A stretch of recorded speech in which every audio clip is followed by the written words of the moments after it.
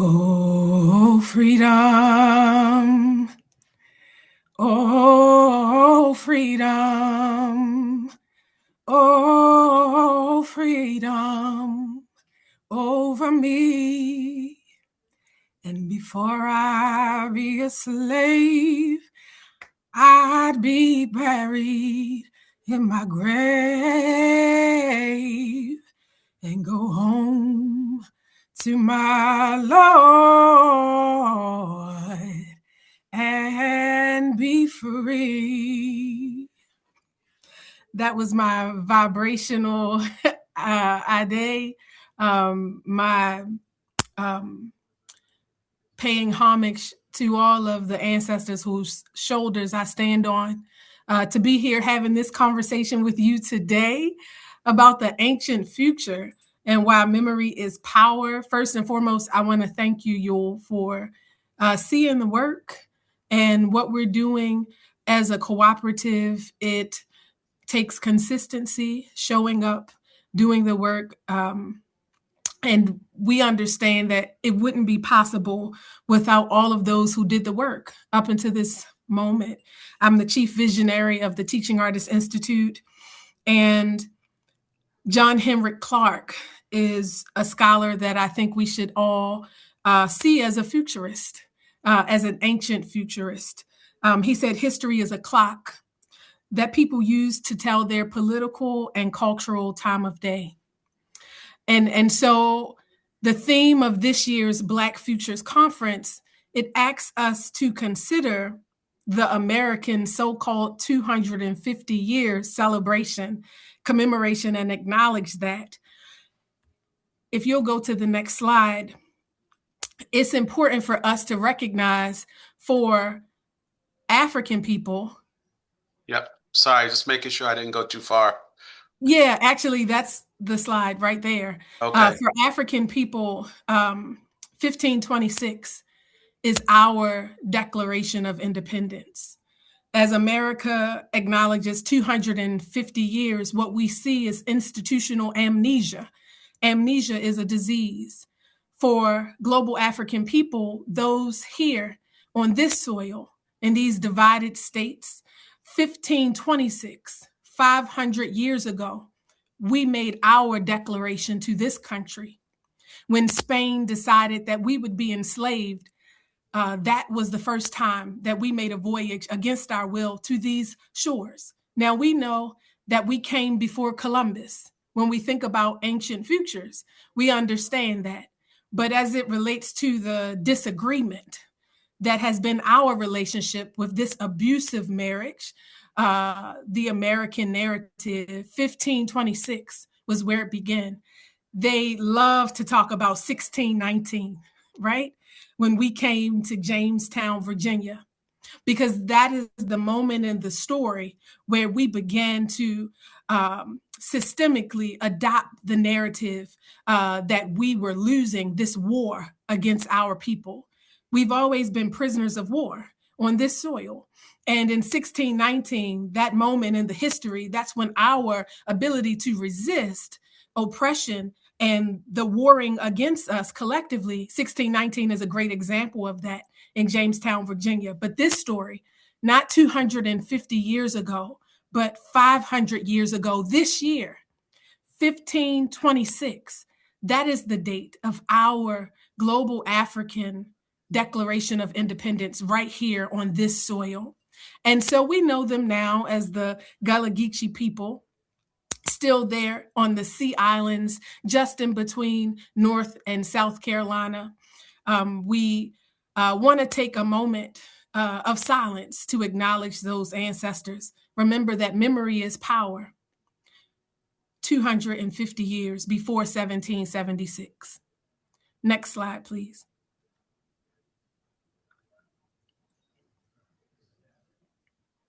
And so what we have realized is since 1526, our ability to tap into the metaphysical, our ability to see into the future is from deep within us, this Black vitality.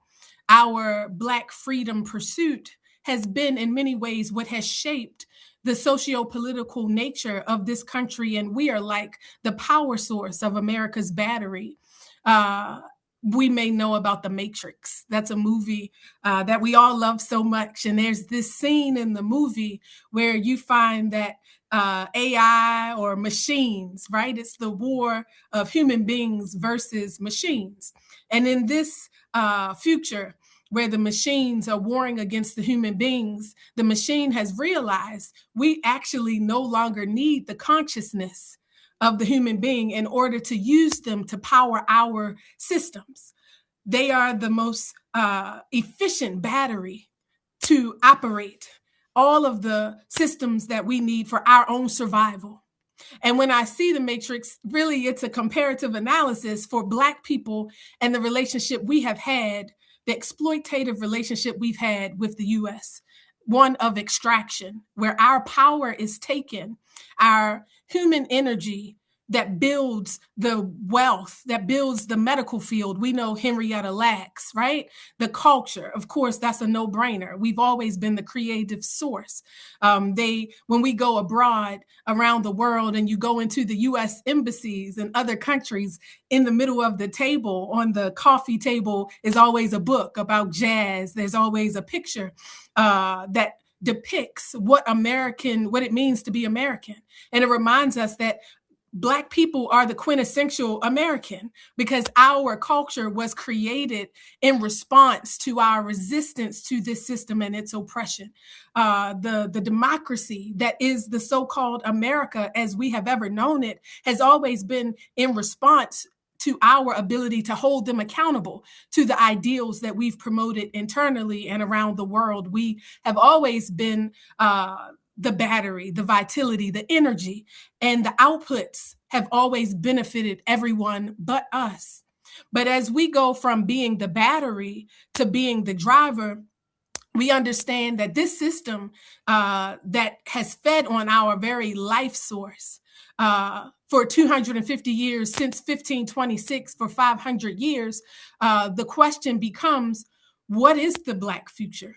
Not global Africa. Yes, we're global Africans, but for the Black narrative and energy source and vitality right here on this soil. And the answer is Black governance. Next slide, please. I think when we talk about what is an ancient future, the definition I'll read from the screen is a future-making framework grounded in the understanding that Africa is the birthplace of humanity and the originating source of the world's earliest civilizations. We brought that sacred knowledge system with us to this soil, and enduring traditions and human meaning making. We have always understood that the metaphysical shapes things we can't see is shaping what we're currently experiencing. This is how our ancestors inside the fields could sing about freedom. This is how they could imagine what it meant to assert their personhood when legally and socially and politically we were warred against. Our ancestors sang the music of our freedom because they could hear, they could see a world that didn't yet exist. That is something that they brought with them as the descendant of the original human beings, the ancient future, being able to reach back. We have systems like Sankofa. Everybody knows Sankofa now, but I remember when Sankofa was a buzzword and everybody didn't know what Sankofa meant. It means that we're embracing that circle, the circle of life. And on the slide, we say it begins with the premise that memory is power. Ukumbushu, history is a compass, and the future is generated through the trained human instrument capable of carrying, interpreting, and transmitting ancestral intelligence across generations. Ancient futures prepares individuals and communities to perceive reality, generate reparative futures, and govern what they create with responsibility. So here on this slide, one of my absolute favorite movies, The Book of Eli. And in the story, in this post-apocalyptic dystopia, there is a world where only when you're knowledge of Black geographies. I'm going to say Black geographies because those are the land masses that we should be most concerned with as global Africa, as the original human beings. I mean, we are entitled to the world. However, for the sake of this movie and storyline, those that are most familiar with geography, meaning they know where the waterways are, those that understand climate, those that understand how to live within the environment, those are the most adept to survive within this post-apocalyptic dystopia. And so there's a small village, somewhere west. Desertification has wreaked havoc. The climate crisis has finally exploded. And there's one community that has developed because they know where the watering hole is. And so people begin to gather around. It's led by a European man and a woman, a Mesoamerican woman from that region. And Eli is coming through town.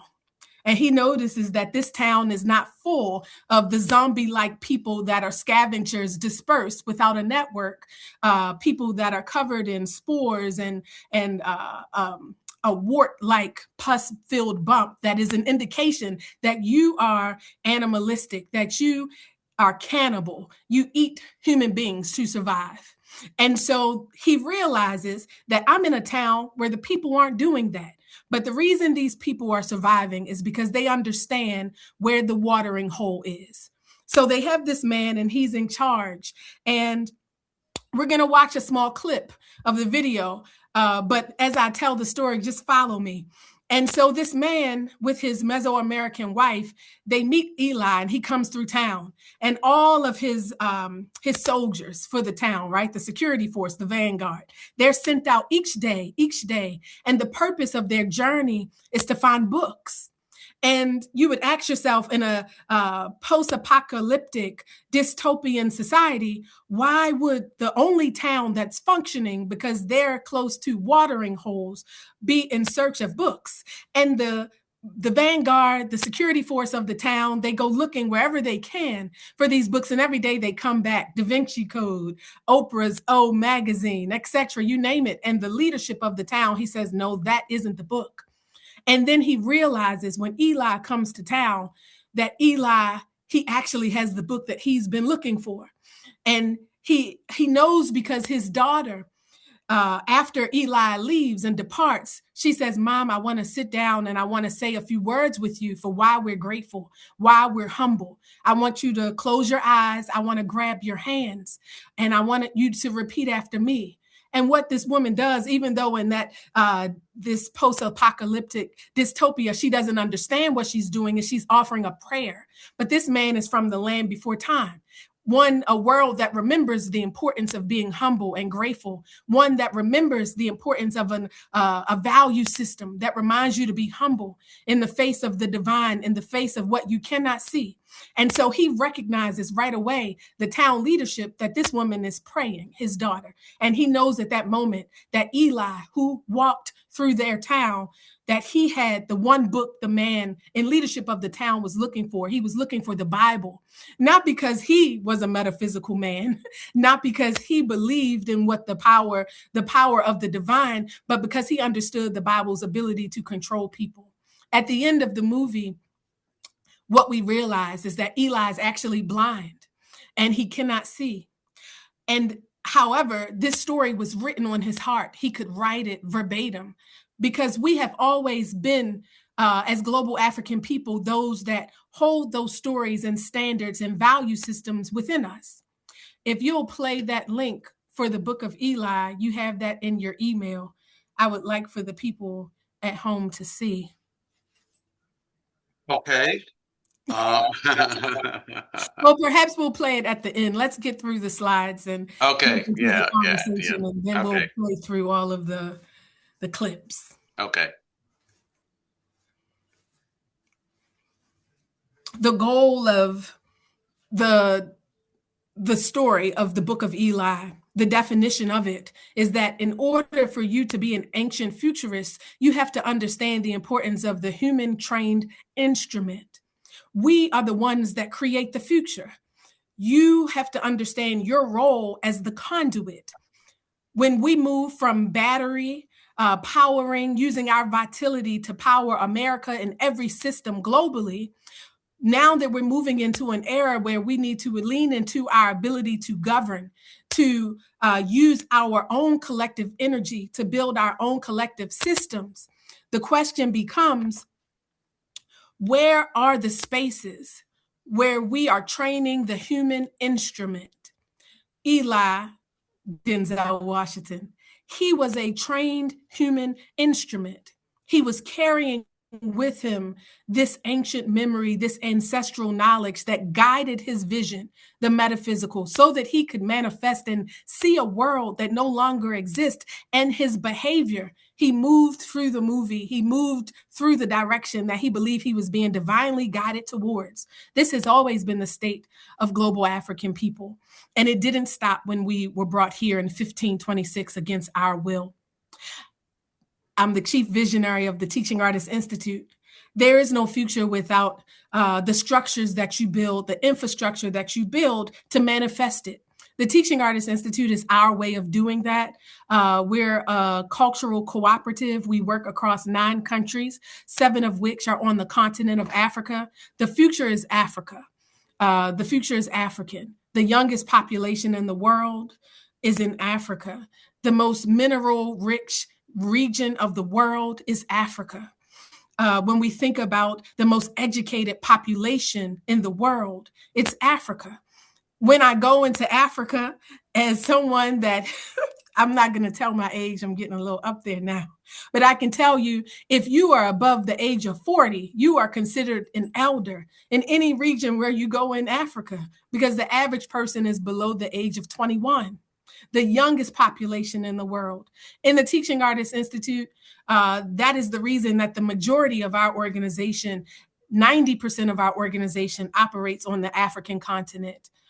We prepare artists and communities to imagine futures with responsibility, i.e., this Teaching Artists Institute is a safe space to train the human instrument. The future is only wielded through a trained instrument that is responsible. We build cultural power. We design, repair, and descendants can inherit. Our motto is that culture is the new currency. And there you're looking at some of our teaching artists that are from the Uganda and the Kenyan Eastern Seaboard.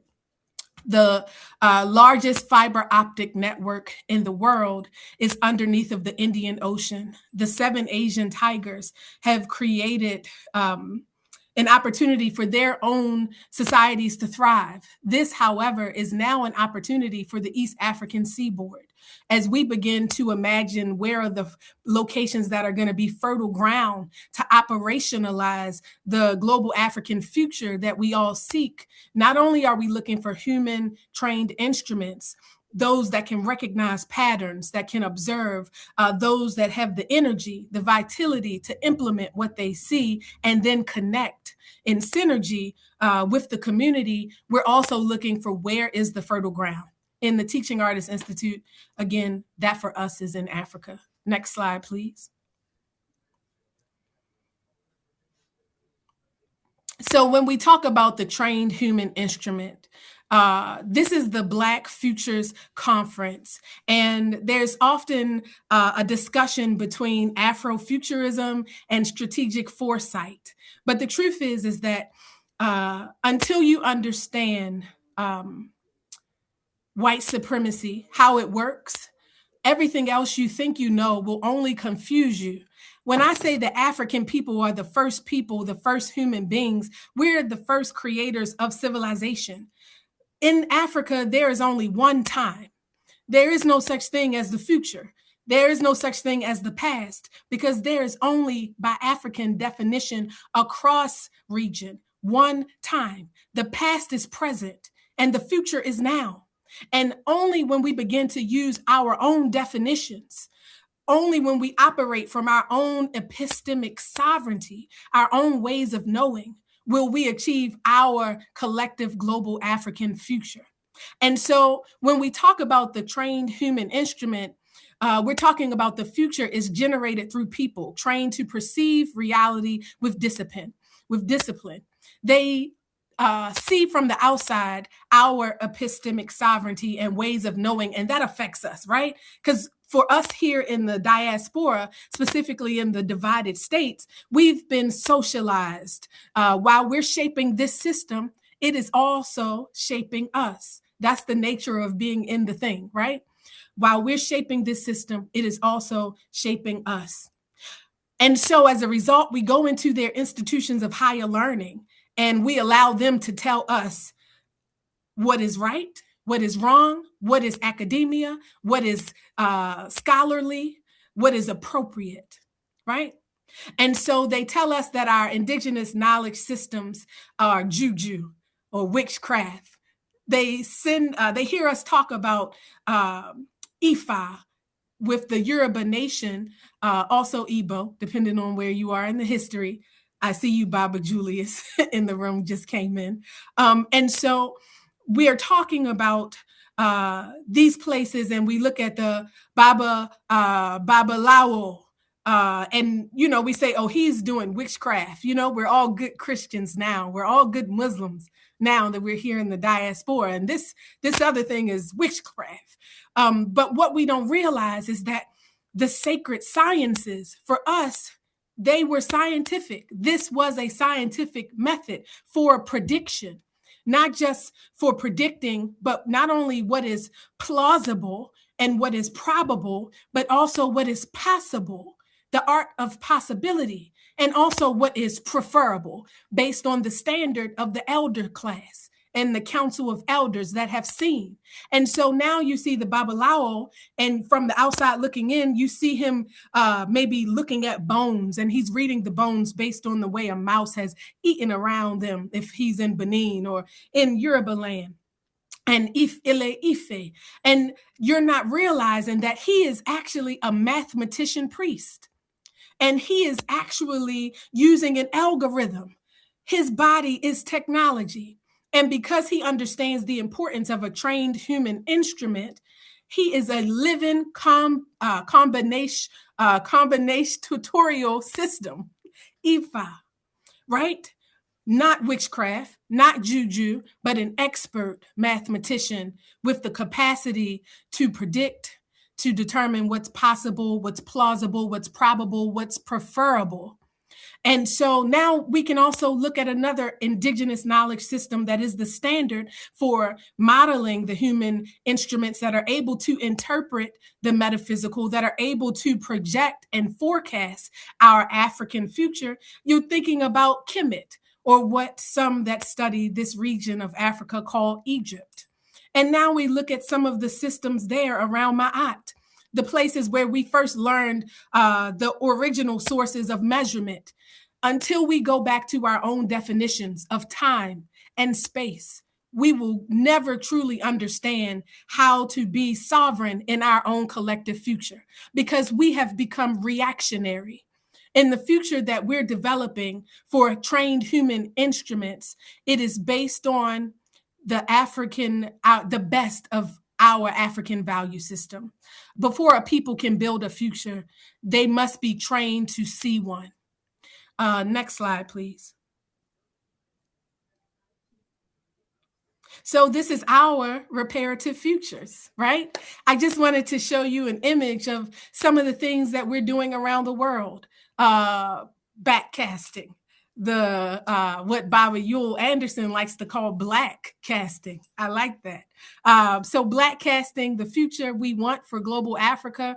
One thing we have to realize as Black people living on this soil is that whether we're talking about Martin Delaney as far back as that, or Malcolm X in the 60s, we have always understood as in our development on this land that if we don't reach across the water back to the source, no matter whether you think you're one of the foundational Black Americans because you indigenous, you were never a part of the enslavement trade, wherever it is you're from on this planet, all life started in Africa. And wherever you are as a melanated person, a Black person on this planet, until Africa is strong, your future will be scaried.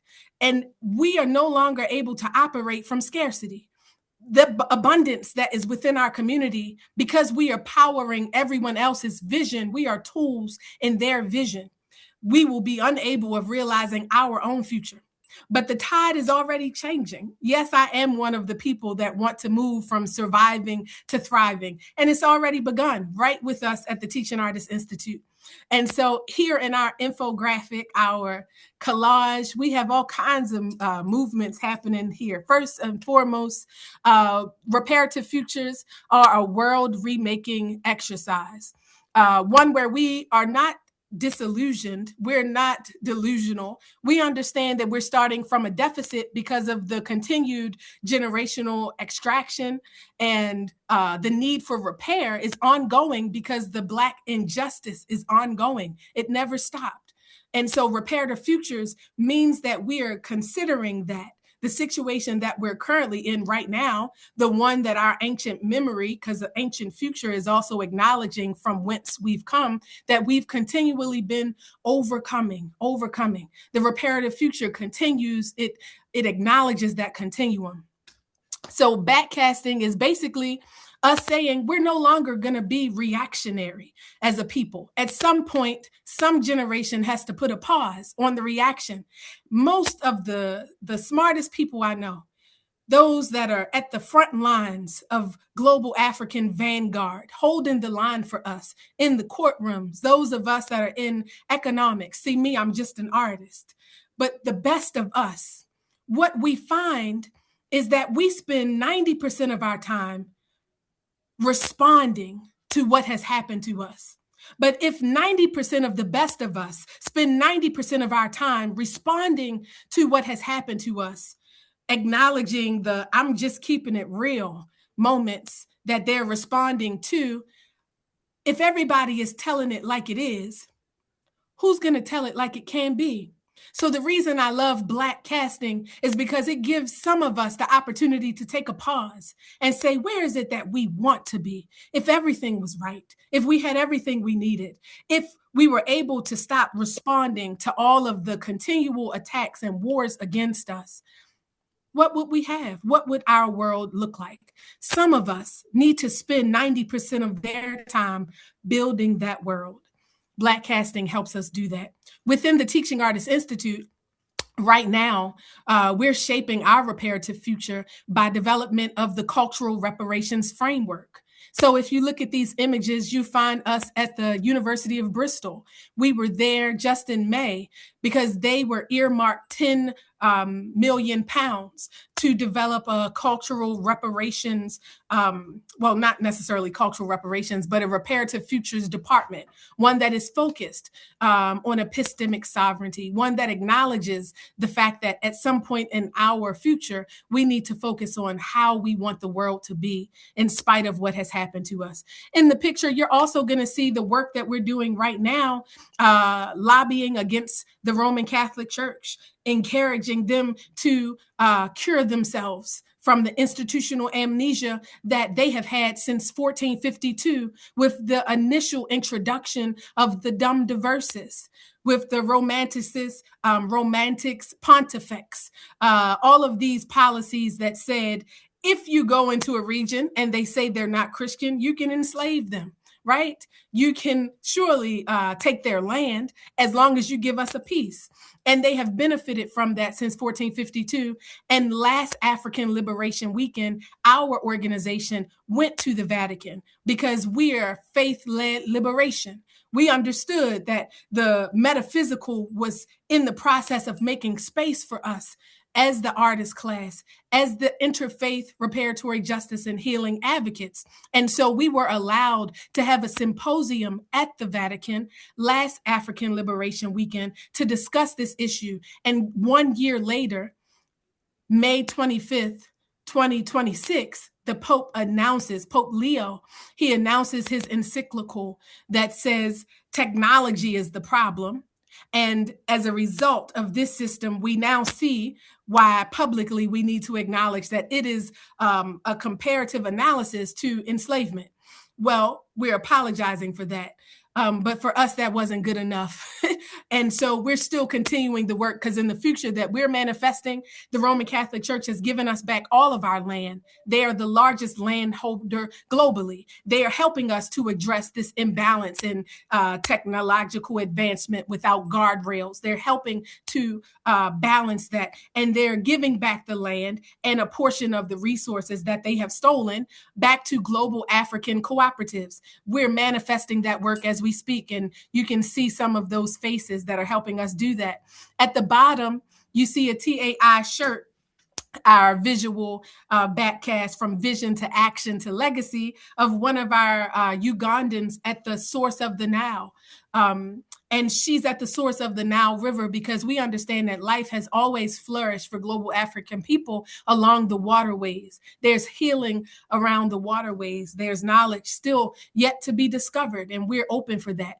In our picture, in our diagram, our vision map, you also see the Black church, because what we realized last year when we were at the Pontifical Urbana University in Rome at the Vatican is that the church, the Catholic Church, is not the only ones that have institutional amnesia. Global African people also have amnesia. We've been living inside these systems of someone else's future as a battery powering their needs for so long, we have forgotten our sovereignty. And they will only heal to a certain point, because the next leg of that journey in our future is when we are healed. Then, as the mother of civilization, as an African woman, then as the original people, all global African people, we will then set the standard for humanity once again.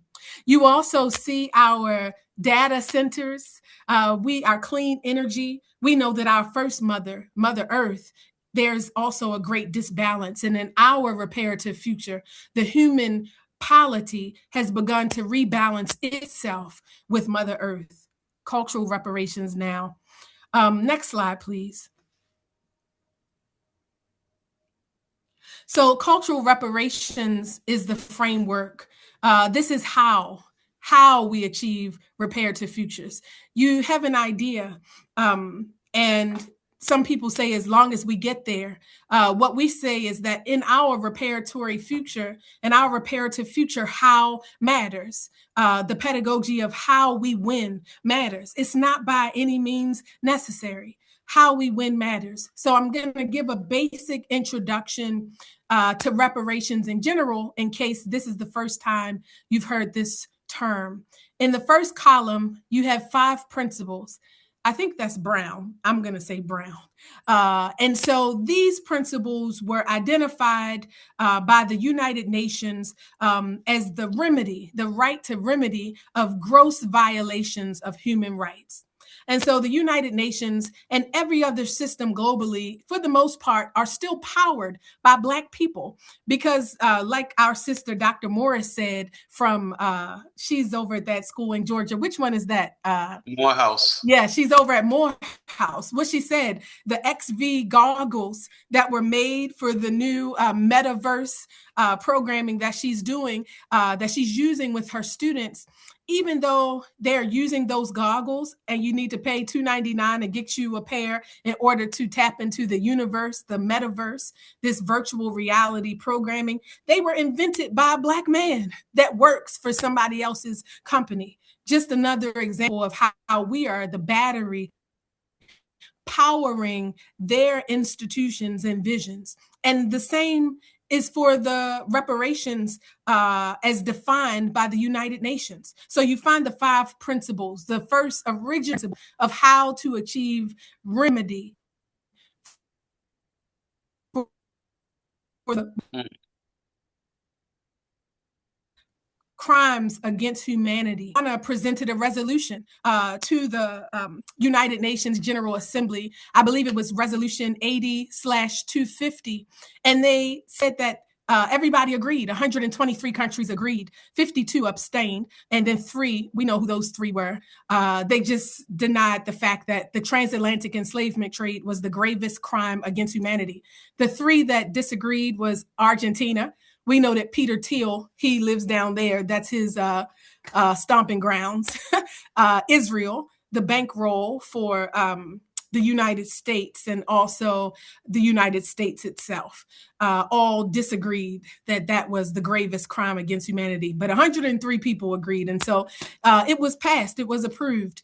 And so we are within these systems. They're not devoid of us. And so we, within the cultural reparations framework, we still use the first five principles. Restitution means that we're going to give you back everything that was taken. Compensation, we know what that is. It's money. Rehabilitation means that we're going to acknowledge the trauma. Satisfaction are things like apology. And then last but not least, guarantees of non-repetition. But we have added to the reparations framework to this right to remedy and said that in the African worldview, what we really want is regeneration. Regeneration. We want to see our young people thriving into the future. You restoring us back to where we were is a place that no longer exists. We want you to restore us into the future. This is regeneration. And we know that when we have that, we not just survive, we move from justice to joy. We get abundance, we get joy, we get spiritual renaissance, holistic healing, environmental balance. And so all of the institutions that we're building and that we're teaching our human trained instruments about need to consider what regeneration looks like. Next slide, please. And so we did our own little Reparative Futures backcast from here today. We're looking at the year 2276, back from now. In 2276, global Africa has regenerated our cultural, spiritual, economic, ecological, and technological sovereignty. In 2200, or what is that? You'll say that year, 2200. Yes. Okay, in Yeah. 2200, we have Black-led cooperatives. We understand that we've always been communal people. The ancient future means we're just going back to what we always knew was only correct, only the standard. Cooperatives. Our churches or our houses of spiritual worship are at the center of our communities, cultural centers, clean energy systems. Sometimes less is more. Maybe in that 2200, we aren't as plugged in. Maybe we are going to have less, and that's okay. Data centers are community governed. In 2126, we've recovered value, moves into land, housing, food systems, digital sovereignty, education, and cultural production. Why? Because we've gone to the Roman Catholic Church. We've gone to the universities like University of Bristol and Oxford and Cambridge. We've gone to these Johns Hopkins to the east and University of Maryland to the west. I'm in Baltimore. And we told them, listen, you, Henrietta Lacks, exploitative, you have built every medical industry based on the HeLa gene, that cell, the HeLa cell. Give us what you owe us, because you have benefited from that. We go to the Roman Catholic Church and say, you're the largest landholder globally. Give us back these empty buildings now that the Catholic Church is no longer enrolling new members. Give us back this property so that we can manage it cooperatively. It's only balanced. And by 2126, we project that this will be our reality. Yes. 2076, churches, universities, governments, private institutions move. Let me escape that. They move from apology into material repair. There was a point, you have Queen Mother Moore and so many others, where the church or the idea of reparations was like a novelty. It's like, this is a waste of time. But now it's being declared by governmental bodies. Last year, the African Union declared 2025 the year of reparations. And now we are in 2026, which is the first year of the decade of reparations. And so now we're at the point where it's not only CARICOM or countries in the Caribbean that are saying we have a 10-point plan because reparations now you have the African Union that's saying this, that at the Durban Declaration or at the Durban Declaration in 2001, the African Union said, we can't touch the topic of reparations. That's too far-fetched. You're going to mess up our funding from the UK. But now they're standing loud and proud on their square and saying reparations now along with us. And of course, here in the US, we never stop asking for our 40 acres and a mule. This has always been a part of who we were, and we've influenced global Africa in that way. And then in 2026, which is this year, we're already starting with the memory work, ukumbushu, accountability, restored value, and regeneration. Next slide, please. For some reason, we build the future we deserve. Culture is the new currency. And when we say that as an organization that's shaping reparative futures, we're saying that we have the ability to determine what is of value. Ancient futures begin with memory. Reparative futures become real through regeneration. Black people deciding collectively what our power builds next. Repair becomes inheritance. And so, who knows what we'll build? As long as we're connected and on one accord, I think we've already won. The last slide is just me and inviting you to stay connected to our organization, to do some low-hanging fruit, right? A lot of people are in the Afrofuturism movement, they're talking about how they want to see the world be and what they think the world will be based on the situation that we're in currently. But we're saying, as a Teaching Artists Institute, not only are we creating our reparative future, we're doing what we need to do right now to make sure that that future comes to pass. And that starts with us staying connected. The connection is the power. Please connect with us. Please stay connected. We're very old. We are surely the ancient future because we're still on Facebook, but follow us on Facebook. And we have international Thai studies and cultural exchange. And we have Thai tours. This is how we fund our cultural cooperative. If you are truly interested in helping to shape our reparative future, allow us to be the bridge that helps to connect you in real time. It will just be an idea. It'll just be a speculative sci-fi movie if you don't get out there and begin actualizing and practicing connection. Global African people, our future is one that is connected. Social transformations means that we stay connected. Let me encourage you to start by connecting with us. And if you have $10, send us money on this Cash App. Times are hard. If you're not in the country, that's okay. Remember that we are in 9 countries. If you want to give us a bag of rice, if you want to give us a few food stamps while they still last, we take all of that. Thank you so much for giving us the opportunity. Now I would like to show you 3 short, quick video clips on YouTube so that you can see, for us, this is not a PowerPoint presentation. This is a way of life. The human trained instrument for building our reparative futures means showing you into the work in real time. First, I want to show you in general that reparations and reparative futures is already happening.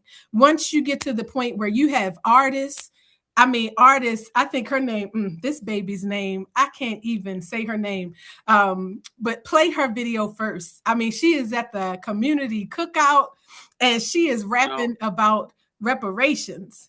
Now, excuse me for a minute. Now, in your email, I only had 1 link. So you want to look at 2 emails. I sent you like 3 emails. The first email has like 3 links and they should be all back to back. All right, let me see if I can get there. Let me see if I can get there. I've got a few things open. Okay. Let me also try. I'm in the trees in the sticks, so my internet may or may not give us this moment. But while I pull up these videos, I would love to answer any questions that anybody that's listening today may have. About anything that we've discussed today, reparative futures, the ancient future, what it means to prioritize that in our backcasting, acknowledging where we are. Yeah, what I was going to say was, even if we do not get to the videos right now, we will make sure we post them on the website. Okay, so I have found the first one. And posting them on the website is also fine if my internet allows me. Well, go ahead and I'm going to share. Yeah, share your screen. Yeah. Yes, I will. And I hope that you can see. You're going to have to see everything on my screen because I have a million windows open. Can you see my screen now? Yes, it's dark now. You just have to start it, I guess. Just start it, I guess. Okay, so we're going to start with the first video. This is an example, proof that the people are already, I mean, we're talking grassroots, grass tops, reparations now is our reparative future. Let me see if this opens. I think you can see my screen. Can you see it now? Yeah, we could see it. We only have 5 minutes left, so you want to. And this video clip looks like it's 25 seconds, but it's buffering. Here we go.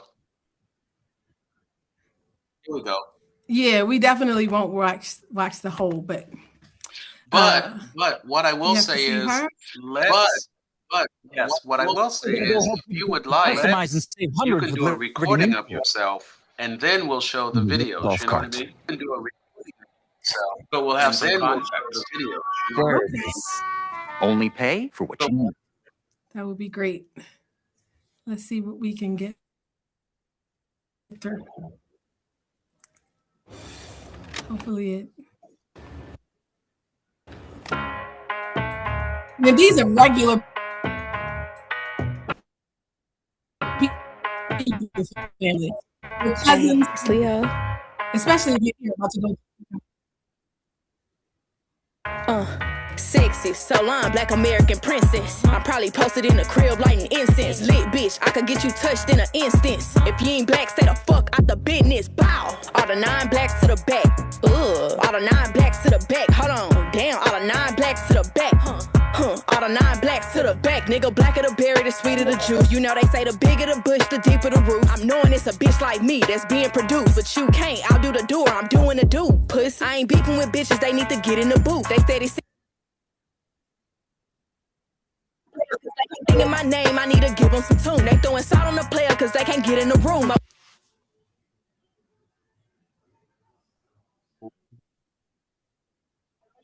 Okay, I'm sweeping these bitches, they want to spit on the broom. All the cute black girls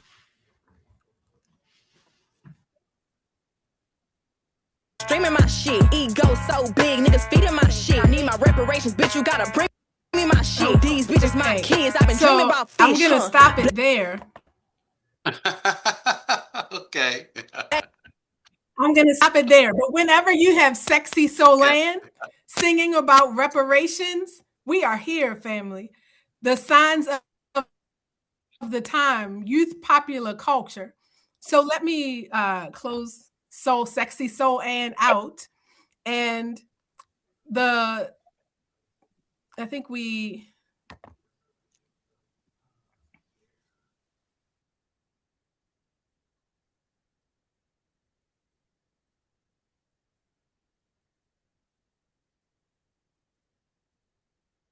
It's frozen.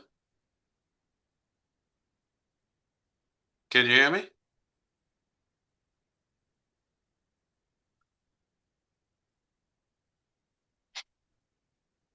You can still... Yeah, unfortunately, your mic is coming in and out. Yes. So I'm sorry that we won't have time for the other 2 videos. The second is from Kirby, and she's a little, she has a different art form. She still sings, but her song about reparations, she basically says, I'm not talking about no dollar. My people want their power. What's yours is ours. And her name is Kirby, Kirby. And so that's another example of just the artist class taking the pulse of the people, ready for reparative futures. And then last but not least, I'll post the video link and hopefully you can find that on your own time. It's from our region in Congo. We haven't done work there. Wow, it's been since 2024. And the Ebola crisis has really had my heart refocused on what's happening in Eastern Congo, a region where we work. And Kivu Futures is the name of the organization. And that is the face of the young person, the young people on the continent that's going to manifest the reparative future that we want here at the Teaching Artists Institute.